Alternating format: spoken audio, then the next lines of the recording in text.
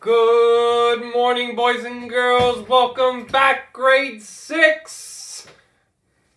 So this is me, Father John, and Mrs. G. Hello. And so last week we did a review, Mrs. G, right? Yes, we did. We learned about the Promised Land, about the Book of Numbers. We got to play a game. And I hope you played a game with your family and friends. Yep. And so, boys and girls, today we're beginning chapter 17. Woohoo! We're just cruising along here. We are going to dive in on page 149, and we're going to learn about a book of the Bible. Dun dun dun! What is it, Mrs. G? Judges. The Book of Judges. And Book of Judges is very interesting, boys and girls. We're going to look on the historical books right on 249. In your Bibles. In your Bibles. Yes. So we learn after the leadership of Joshua, eventually Joshua was getting too old. Right.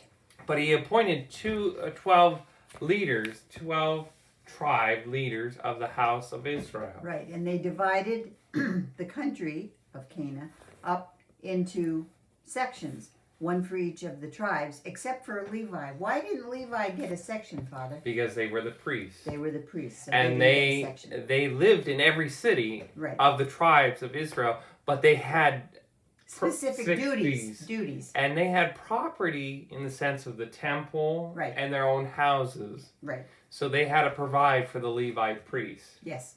If the people wanted to worship, then they had to support their priests. Right. Like we do today. Right. And so when we think of judges, Mrs. G, we always think, uh-oh. Order in the court. And this isn't the kind of judges these judges were, though. Right. So we always say King of David, King of Saul, a Melchizedek, King. These are kings. Not kings. No. David. Oh, David, yes. Yeah. These kings were not even established yet. Right. But now this is the time of the period of judges. Right. And these judges, we think in the term of order in the court, as Mrs. G said. But that wasn't what they did. No. These are people who really were chosen by God. And judges were gifted by God to have the power and charism to lead people, lead his chosen people back to God.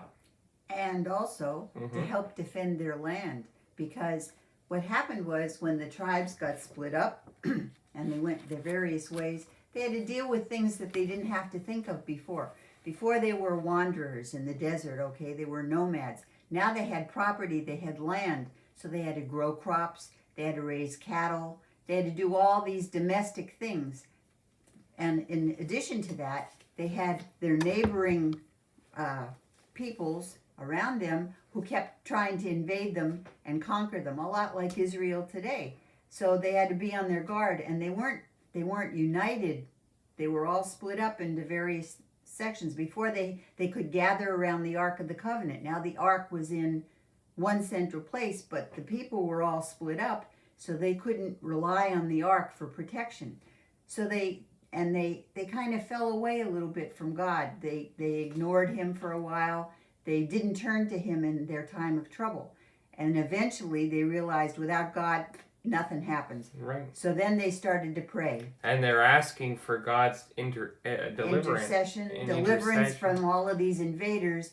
So God sends them the judges. And not all the judges were good. No.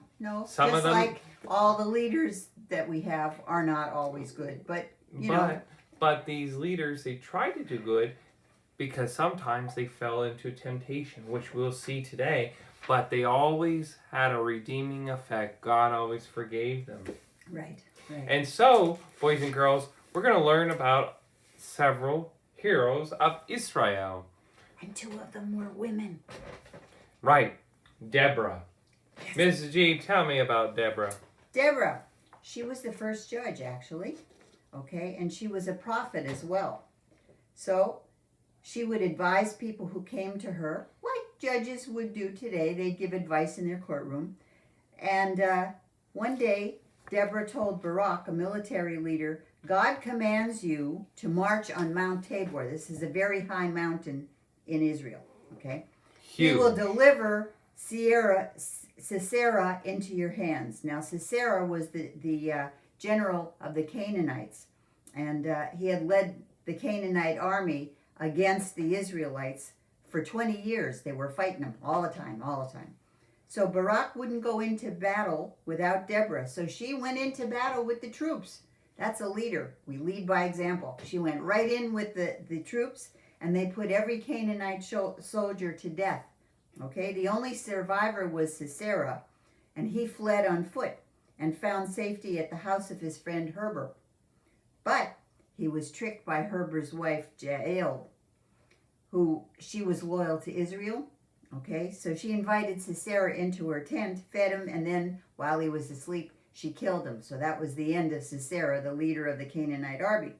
So Deborah is a good example of someone who accepted her responsibility, and she took great risks. She trusted in God, and she led by example. Yeah. Who's the next one, Father? So you also see in your book another hero called Gideon. Now Gideon was a very poor family, and he was the poorest in the tribes. But God calls anybody, whether you're rich or poor, no matter what. And so God calls Gideon. This was about 40 years after Deborah's victory over the Canaanites. Right. And so God is calling Gideon, and Gideon is like, I don't know. How do I know? But God tells him, if you trust in me, you could conquer the Midianites. And he also performed a miracle to convince Gideon to do what he wanted him to do. Because God had to show that this is the God of Israel who is with you. Right. And so Gideon does what God asks him. And we see that God helps Gideon to help defeat the Midianites who are bombarding the tribes of Israel. And so Gideon goes and he has the horn, the hoshar, and he and scares the Midianites and conquers them. But first, after Gideon tests God tests Gideon. Read the part, get your Bible, Father. Read the part in Judges 7:16-22, or do you want me to read it? No, I'll read it. Okay, because Gideon was prepared to go into battle with 32,000 soldiers, and God says, no. You don't need 32,000. No, you need to reduce it. Yeah, and so he downsized Gideon's army to test Gideon because Gideon had tested God. Okay. To prove that he was the God of Israel. Now God is now testing Gideon to trust in God. That's right. So he goes from 32,000 soldiers to how many? We'll find out. Go ahead.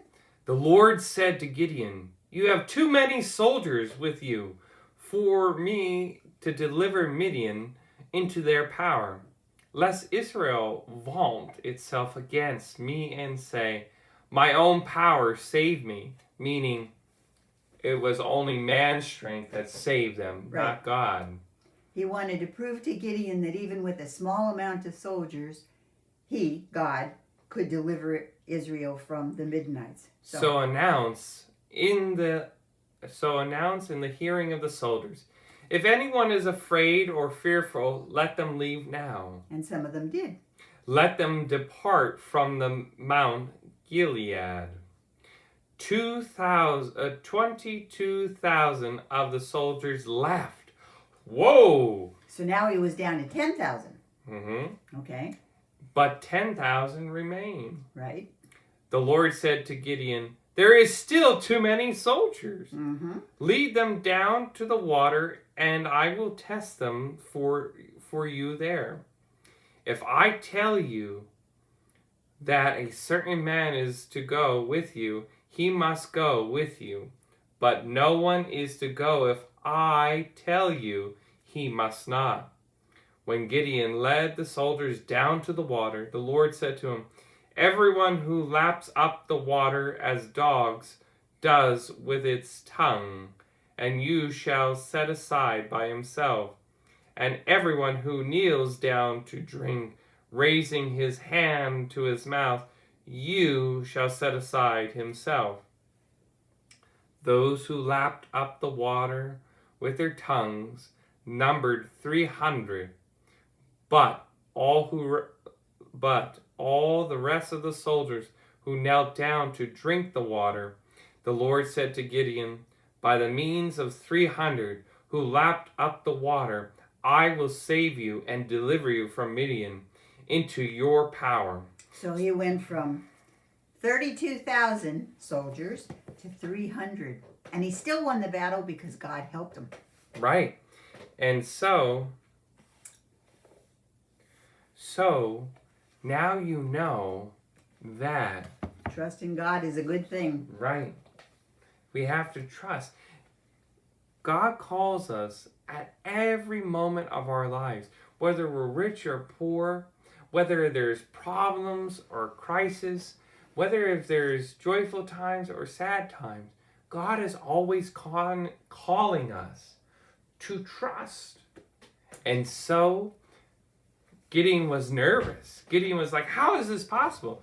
But to show that you have to trust in a higher power. Right. You have to trust that this is the God of Israel who led your people out of Egypt, out of slavery, who has given you the promised land, and that you have to restore order of faith, that you have to trust in God.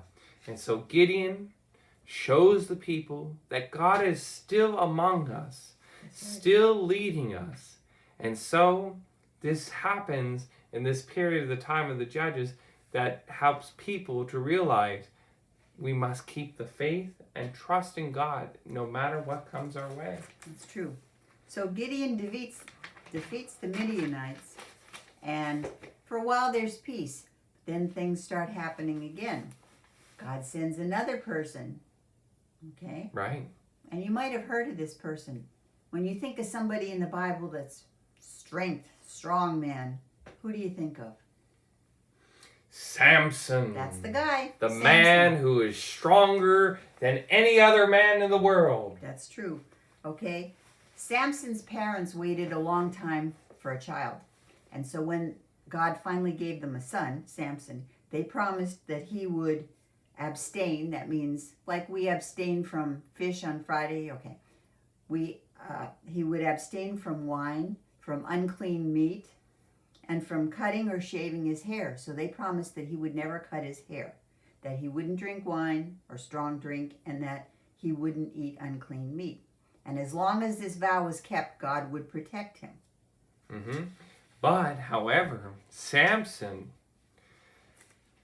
got involved with foreigners and Philistines, the Philistines, the mighty Philistines. And he married a Philistine girl, and his parents said, don't do that. You shouldn't do that, but he did it anyway. And so his pride took hold of him. And so Delilah. Sorry, I have so many names. Delilah tricks him, right? Mm-hmm. And so Delilah, who is a Philistine, tricks Samson, saying, oh, I love you and everything. And she shaves Samson's hair and makes him weak. Sometimes when we are prideful... Oh, but she cut it while he was asleep. Sleep, right. She was a sneak. Right. But sometimes when we're prideful, Mrs. G, right? Mm-hmm. Samson said, oh, no, they're fine. But sometimes when we're prideful, we lose sight of humility. That we should trust and listen to God. And trust to listen to honor and commitment to our parents and to the chosen people's way of following the way of God. Right. And so Samson, realized that he was tricked. Yep. He was powerless. Mm-hmm. But he didn't lose hope. After his hair was cut and he lost his strength, he didn't lose hope. But the Philistines captured him. and they paraded him around Like an animal. And they had a big festival celebrating his capture. And they chained him to two big pillars, pillars like in church that hold the roof up. They chained him to these things, and they were mocking him and poking fun at him. And he got so angry, some of his strength came back, and he pulled at the pillars, and the whole roof came down and killed all the Philistines. That also killed Samson, but he wiped out the leaders of the Philistines. Right. But how did he do that first, Mrs. G? He turned back to whom? Oh, he turned back to God. He asked for the strength to destroy the Philistines. But what else? He asked for forgiveness. Yes, he did. Samson knew that his pride and his faults were not God's ways, and he turned back to God and asked for God's forgiveness and asked him to give him the strength one more time to set things right. Which just goes to show you, God takes imperfect people. Like you and I. That's right. And everybody in the world commits sins, okay? They do stupid things. God takes imperfect people and he uses them for good. And that's what he did with Samson. Even though he didn't obey his parents and he didn't obey what God wanted him to do, he accepted when Samson said, "Please forgive me," like we do in the sacrament of reconciliation, okay? Mm-hmm. He accepted Samson's repentance, and he gave him that last ounce of strength that he could accomplish what was supposed to be done. So that teaches us a valuable lesson, that we're always constantly renewing ourselves, asking God's forgiveness to grow in holiness, to grow and be strengthened by him, even when the hardest moment of our lives, when we think we're no good anymore, in the sense like the turmoil, we think, oh, God is no longer loving me, there's so much tribulation, but God always loves us. He just asks us to turn back to him, even if it's the moment when we are in our darkest moment, Yes. And so that teaches us when we get older, no matter what comes our way, we do make faults, but we have to always trust in God and go back to him to strengthen us on our journey. Right. And so Samson teaches us a valuable lesson. God is always merciful and compassionate and will always renew us if we only turn back to him. Yep. Now, there's another woman in the Bible, in the book of Judges. And this one teaches us about loyalty. And commitment. And now, she wasn't a judge. No. But she is in the book of Judges because she was in the time period of the book of Judges. And Mrs. G loves this woman who teaches us about loyalty and commitment, that shows us how we have to be loyal to God, loyal to our family, and loyal to our neighbors. That's true. And so, who is she, Mrs. G? Okay. So, there was this Hebrew woman named Naomi. Okay? Mm-hmm. And she and her husband, I forget his name. Not important. Anyway, the two of them, there was a famine in the part of Israel where they were living. So they went to Moab during this famine. And Naomi and her husband had two sons. Well, these two sons married Moabite women, okay? And their names were Ruth and Oprah, okay? Or Orpha. Well, Naomi's husband died, so she decided she's going to go back and live in Israel. So she moves back, and her sons have died also. So both Ruth and Orpha moved back to Israel with her. And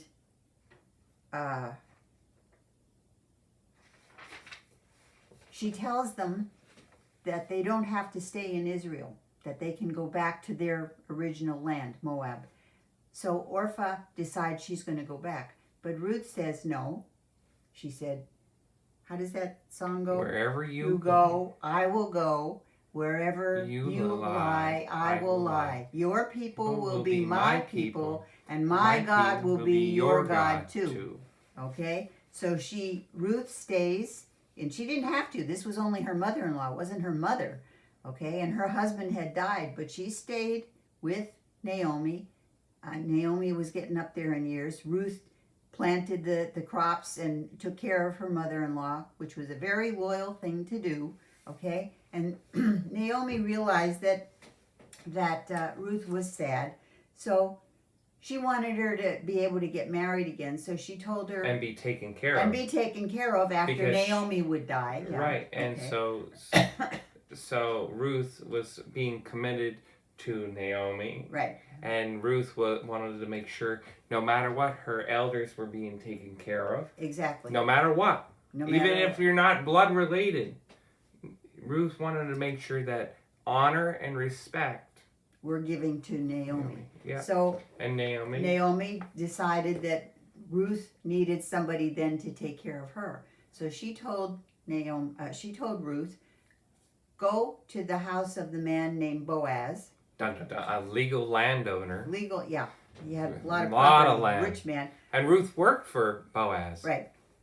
Lie down at his feet while he's sleeping, and he will propose to you. Okay? And that's exactly what happened. And Boaz was a very good husband to Ruth. And Ruth was taken care of, and Naomi was happy that someone could take care of Ruth and Oprah in the time when Naomi goes back to God. And so Boaz and Ruth, now this is key element, shows you how beautiful if we have loyalty and commitment to each other, that God will always reward us, even when we don't even know it. Boaz and Ruth have a son. The son turns out to be the grandfather of King David. How beautiful. A Moabite woman with an Israelite has the line to the line of David. David, who is the ancestor of Jesus. Isn't that So it beautiful? all continues down. God will choose What a family tree. I tell you what. They're all family tree of nuts, but No. full of nuts, meaning good No, ones. that's our family. But no, God chooses anybody for human and divine salvation. That's right. Exactly. Yes, divine salvation. This is the history of salvation, history, and shows how humans and God work together, and how God will use us as instruments for His plan, which we see. That's true. And so, this teaches us a valuable lesson, boys and girls, about the time of Judges. Shows us that we must do the right things for the sake of truth. Okay, and the final thing here, it's a right to the truth. They're talking in here about media, things you see on the internet, things you might see on TV. Much of what you see on TV is a person's personal opinion. It's not always the truth. It's the truth as those people see it. Right. So when you see things on TV Or on the internet, or Facebook, or on like your that. phones, and things that you hear on telephone calls. Always listen, but with a questioning ear. Is that right? Is what they're saying correct? Because very often it's not. Right. Okay. And if you have a doubt about that, ask your parents. Okay, because they're there to guide you. Right. And remember, Mrs. G, we all talked about the examination of our conscience, meaning that our conscience tells us, ooh, this doesn't sound right. That's This doesn't seem right. Exactly. Like if you see, they know about abortion, right? No, yeah, they do. Okay. So if there's an ad on TV, Thou shalt not kill. thou shalt not kill. Okay. One of the commandments we And went through. and they're making laws and things, and you're that hearing destroy this, life. that destroy life. You know in your heart, in your mind, that that's a wrong thing. Because that's doing harm to neighbor. Okay. Or when they are killing youth, elderly, or when Euthanasia. they're euthanasia, or when they're killing people in prisons, or when, for instance, when you see people doing crimes in the city and killing people, that you know that is wrong because that's a violation. You shall not kill. And you shall not take you know, other people's property. So if you're burning someone's store or destroying their car, flipping it over and setting it on fire, that kind of stuff is wrong. It's intrinsically wrong because you are destroying another person's Right. property. So if the commentator on TV says, oh, well, these people are just, they're annoyed about whatever, and they have a right to protest. Yeah, you have a You have right to protest. peacefully. You don't have a right to go and burn someone's building Because down or that's- flip a car. Because that's hurting our neighbor. That's right. And when we say Mass is always the central core, the summit of our lives, we have to honor God loyally and committing to Him by saying, this is why we turn back to God and turn back to ourselves to be Christ-like in the world. Exactly. And that's why we get the daily bread. That's why we eat the body and blood of Christ, that we're always strengthening and grafting. He is grafting us to His most sacred heart to learn about what is love and compassion. Do they know what grafting is? Like, suppose you have a tree.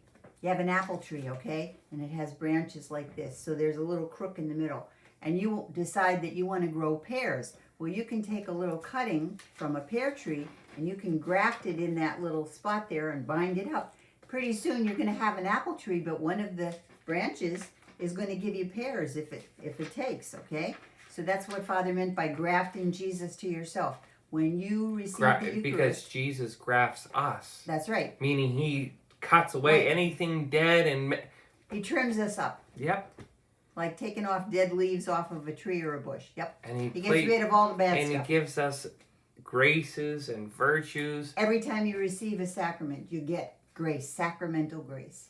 And you become a better person, a better version of yourself, getting closer to our sainthood. That's right. And so, boys and girls, Well, someone asked me about that the other day, Father. Are we ever going to be angels? never, No. We're going never, to be saints. right, we are higher than the angels. Even though angels are not corporeal beings, meaning they have no body and flesh and blood, angels are very powerful in the sense they have intellect and they have all these things. But we're never going to be angels. Angels. We're going to be Be saints. saints. God willing, someday we're going to get to heaven and be saints. Right, and the reason why I say this, was Jesus an angel? No. No. He was flesh and blood, Just like us. like us. And so God elevated humanity, meaning man and woman, Us. Yep. from the fall, from Adam and Eve. He died and rose again and sits at the right hand of the Father, meaning He elevates you and I as children of God, that we have a higher place. Our Than the purpose angels. is higher. Yep. And this is why the enemy, Mrs. G, the tempter, Wants so badly to drag us down. and not feel that beautiful, awesome gift that we are. And as he children does it of in God. such sneaky ways, like Yeah. things that look good. Like You Samson thought, oh, the Philistines were good. Yeah. Yeah, that's why he married a Philistine woman. He thought, oh, this is a good thing. Or Uh-huh. when some of the judges were prideful and they said, I did it all. Like Gideon.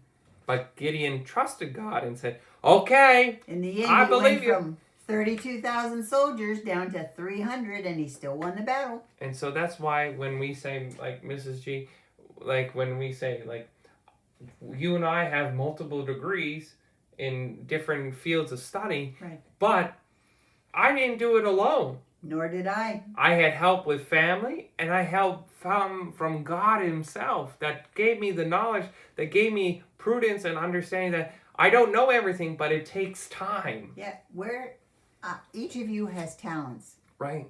Different ones, okay? They're a gift from God. Don't waste them. Use them properly. Some of you are good at math. Some of you are good at music. Some of you are good at sports. Some of you like to read a lot. All of these things are gifts. Some of you are artistic and love to paint. Use these gifts wisely because they're gifts from God. And right. And we have heroes in our days. We have heroes in our lives, boys and girls. We have beautiful people. Ordinary people are heroes that are teaching us to do the right things that leads us to holiness. We have the saints every day, boys and girls, cheering us on to finish the race. And God is asking us to be children of God, to be heroes in the world. So our mothers are heroes, our fathers are heroes, our brothers and sisters are heroes, because they're going to lead the example after Christ. And we have teachers, we have priests, sisters, brothers that are always encouraging us to keep on going, to keep the faith, finish the race Finish the race. Like till St. the Paul end. said, I have fought the good fight, I have run the race. And I am turning my crown to a imperishable crown of glory. That's true. And so that's our goal, is to strive to grow in holiness. Right. And so we could be strengthened that God is calling each one of us from our day of our baptism to love, to serve, and to know him in everything we do. That's true. So boys and girls, till next week, so long. Bye-bye.